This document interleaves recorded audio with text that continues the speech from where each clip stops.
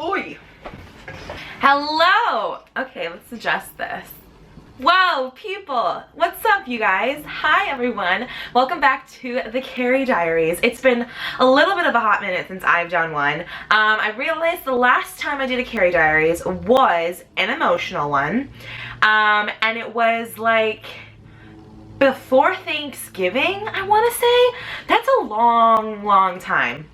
So I am back to do the third episode of the Carrie Diaries, but this time I knew I wanted to do something a little bit more upbeat, a little bit more happy, because I don't want this to be like a negative series by any means.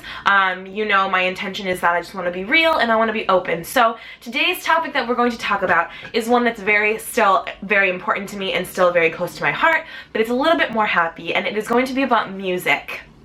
Now, if any of you guys have been watching me for a long time, if you really pay attention to a lot of my vlogs and stuff like that, even my lookbooks, music is always like the running theme that's really important, and I try to make one of the things like stand out about my videos. I think music is the world's way of like communicating to each other without directly talking to someone. I just think it's the most beautiful and real and raw like sense of art and communication, and I don't know, I'm trying to be really like poetic with this saying and I'm just not.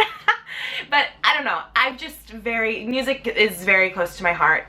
There are like 3 things in my life that mean more than anything, and that is like my family, my friends, and music, and food. So there's 4.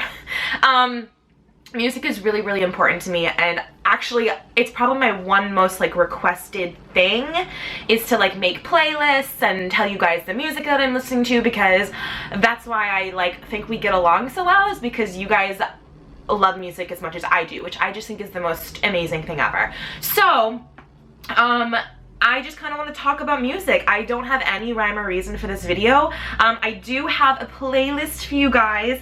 I have it in my lap right now on my computer. I have made a Spotify playlist that I've been working on for a couple weeks now, and I'm not quite finished, so maybe by the time this video is out it's done. But I have titled it 100 Songs to Save Your Life. Now, I'm not going to take credit for that playlist title, because if any of you guys are One Tree Hill fans out there, then you know Peyton, one of the characters in the show, made a playlist for, if you haven't seen the show, I'm not going to say who she made it for, but she made a playlist in the show called 100 Songs to Save Your Life. And for her, it was a playlist of exactly that, 100 songs that, you know, have gotten her through the toughest of times and the greatest of times. So that is what this playlist is for me. This is 100 songs. I'm at 92 right now, so I need to get a few more. But this is 100 songs that have some sort of memory or a meaning or something connected to the song that touches me personally. And it varies from sadness, from happy times, from driving in the car with like Kara, from dancing when I was really young with my parents and my sister like after dinner, and what we danced to at like family weddings, and songs I've listened to when I'm crying alone in my room, like things like that. It's just 100 songs that have at some point in my life I've put it on and it's made things better. And you know, I could sit here and really get into it and then I would probably cry again, because that's how much music means to me, but I'm not going to. So we're not gonna get that deep. But I don't know, I guess I just kind of wanted to talk to you guys about the importance of music and why I think like society and the world needs it so much. Like I kind of said before, I think it's a way of how people can communicate to each other. Fleetwood Mac, an amazing band, made a album called Rumors, and literally it was basically all about 2 of the band members who were together and broke up, but the entire album was love songs or angry songs or talking to each other. They really didn't actually speak during the entire writing process of the song. They just got into the recording studio and sang songs about their breakup to each other, essentially, without really talking. So I think it's just this worldwide you know, everyone understands it. Everyone can find some sort of connection to music, you know, whatever genre it may be, whatever style or length or language or beat. It is a worldwide connection that people have, you know, when they find a song that means a lot to them. That connection doesn't have a barrier of any sort. But, you know, you guys know I open up a lot about like my childhood and my family and everything, so I owe like 95% of my love for music to my parents.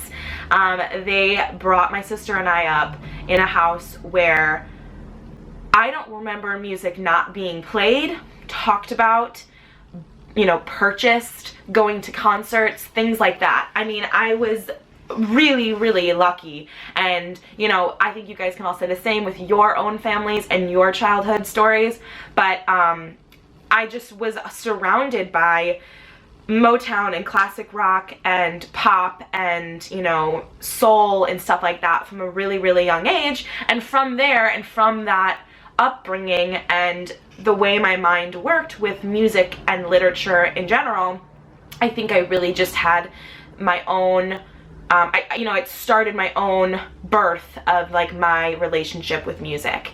And I think my sister can say the same, you know, but separately in her own way.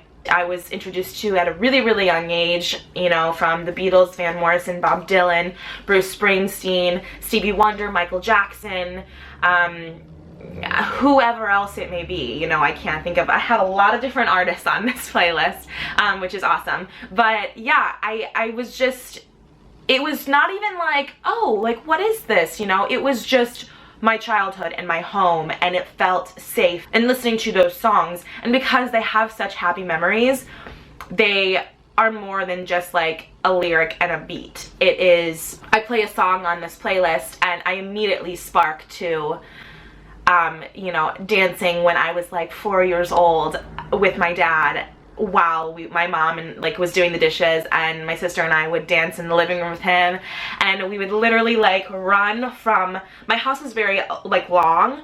I don't know if you guys can tell in the videos, but it kind of like, it's a very long house. But we would run from our back door to the front door, and it was a straight shot. So you went through the kitchen, the living room, the kitchen, the dining room, and then the living room. So he would be at the front door and I would be at the back door, and I would run and he would grab me and he'd pick me up and like swing me around, and I was like 4 years old, and it was just like the greatest memory ever. And we would listen to songs like Love Shack by the B-52s and, you know, whatever else song we were listening to that night. But it was just the greatest, you know. And then I have memories of listening to Bruce Springsteen and like the Dixie Chicks when we went go on vacation up in very northern Wisconsin, and we would drive. It would be like a 7-hour drive, and we would listen to, yeah, like the Dixie Chicks and Bruce Springsteen or Bare Naked Ladies, whatever it was, and we would just listen. And those memories are so clear, and I just love more than anything that you're able to do that with music, that it speaks more than just the lyrics and the melody that the artist, you know, has created for you. It gives you an opportunity to link a memory and a moment of time with that song. There's something about that connection that I don't think you can ever like replace, or nothing else can take that like feeling. Those are some of like my very fond memories. And then I have like memories of a couple songs on here of like You, Me at 6 and Paramore, and I just immediately think of listening to them in the car, either with my sister, you know, driving to and from school, or with Kara. We would go on like little road trips and like sing at the top of our lungs to Paramore in high school, and it's so great. It's, God, I wish you guys could all like come into my brain and just like see the memories that I'm thinking of. So you know the drill. Also on the Carrie Diaries, it is an open forum, so I want to hear from you guys. Please write in the comments down below any songs that you guys have, you know, had these amazing memories to, whether it's from your childhood or with your friends, or songs that get you through hard times, whatever it may be, I want you to please, please, please leave it down below in the comments, because I would love to make this 100 songs to save your life, in parentheses, way more songs that you guys have introduced me to. So whether it's ones that, you know, I have on here already and you guys have that song in common, like, please let me know. Leave any other songs or suggestions. My favorite thing in the entire world is getting new music. I don't think there's anything that makes me genuinely more happy except for when a waiter brings my food to the table.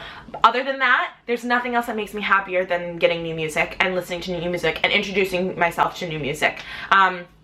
I am not biased to any genre. I'm open to everything. Bring it on. The more the merrier.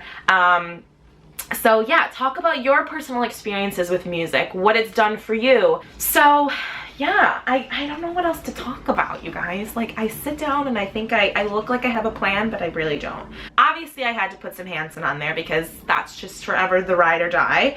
Songs from Marshall Tucker Band, Ray LaMontagne, Van Morrison, Stevie Wonder, The Beatles, Bare Naked Ladies, James Bay, Florence and the Machine, Grace Potter and the Nocturnals, a great artist called Adam Again. He is very underrated, I think. He doesn't have a full album out, he just has an EP. What else do we have? Jose Gonzalez. There's a song called Harpies, which is from One Tree Hill, and it is one of the most beautiful songs. I want it to be played at my funeral. I have told my family and my closest friends to put that in their phone as a note to play it at my funeral. I think it's the most beautiful song, one of the most beautiful songs I've ever heard. There's Sheryl Crow, Nada Surf. It is a hefty playlist with some awesome songs, some that will make you laugh, some that will make you cry, most of them will make you dance. This is like an ad. Subscribe today to Carrie's playlist. It'll make you laugh, it'll make you cry, but most of all, it'll make you dance. I'm never doing that again.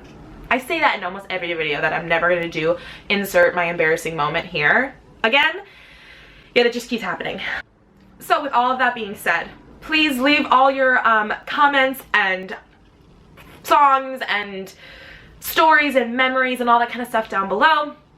If you want me to do different videos that have to do with music that are more specific, leave those requests down below. I hope you enjoyed it. I'm so happy it was a little bit more of an upbeat Carrie Diaries. No tears this time. But thank you so much for watching. I love you all so much. You have no idea. And I will see you all very, very soon. Mwah! Bye!